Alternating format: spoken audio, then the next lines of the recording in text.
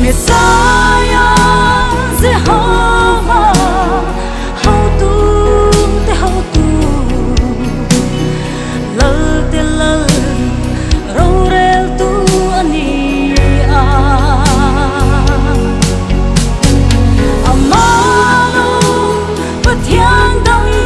rengan om silo, kan sandam tu. Krista lo tu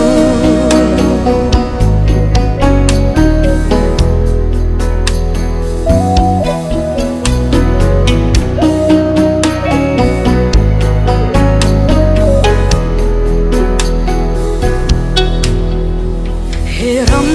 thu thum atang hianin ama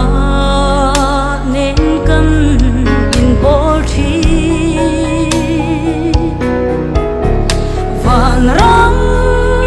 thil te min tem tira kanun na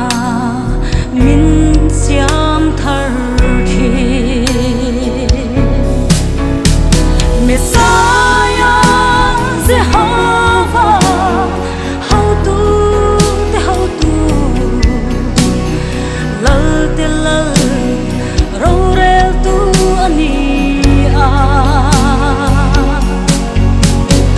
amalo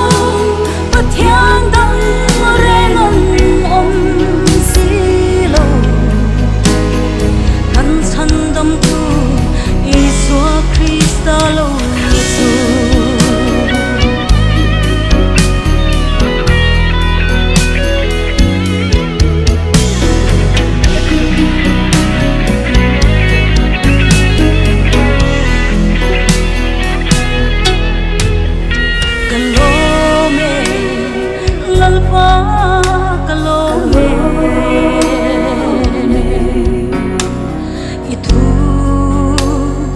Siati rahangin Teito bayrang bolturin Galane kanun na zonghi Messiah Jehovah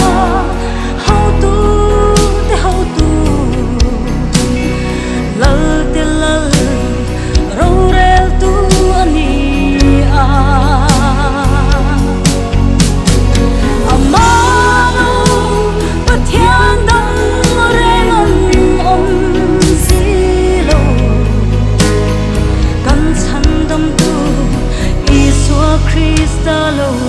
tu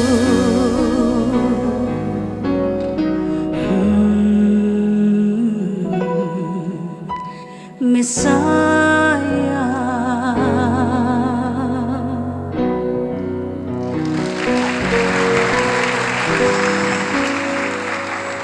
afak lalal pan masomo siya